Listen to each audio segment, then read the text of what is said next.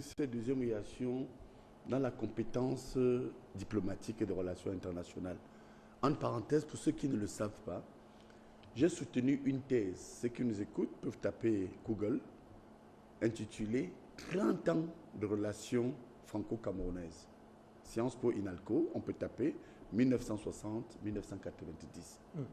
Alors, ce que vient de poser comme acte l'ambassadeur, le général Marchand, Jabor Matoj, participe d'une tradition de l'action bilatérale entre la France et le Cameroun, qui se situe entre le triptyque, permanence, on préserve nos intérêts de manière permanente, rupture, on s'ouvre ailleurs, le président est en Chine, il devrait même aller en Chine, Ahidjo est en Chine, on s'ouvre en Allemagne, on s'ouvre aux États-Unis, et innovation. La France, à l'heure où je vous parle, a perdu totalement l'Afrique. Elle est noyée et elle a perdu de sa crédibilité. Et je conclus.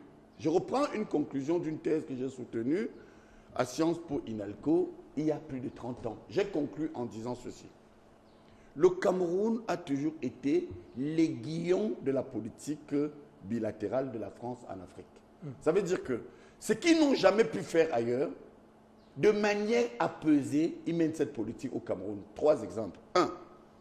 Lorsque la France se retrouve, il y a par exemple les conférences, d'abord l'OCAM. Le Cameroun quitte l'OCAM, l'Organisation commune africaine et malgache. C'est cette organisation qui va être à l'origine de la création des sommets franco-africains. Pompidou l'accepte parce que Ahidjo quitte l'OCAM. Pour les jeunes qui nous écoutent, le siège de l'OCAM se trouve là où il y a l'actuel ministère des Affaires étrangères, en 1973. La France accepte le Cameroun, malgré le fait qu'on ait quitté ce giron francophile, francophone. Deuxième exemple.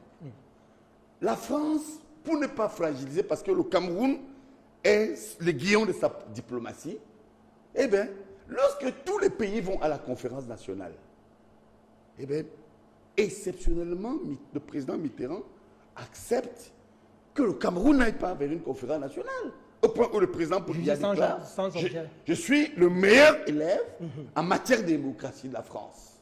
Il enchaîne d'ailleurs tu étais en France avec moi, face à Yves Mourouzi, que je voudrais être l'homme qui a apporté la démocratie et la prospérité au Cameroun. Dernier exemple, maintenant. Au regard où le président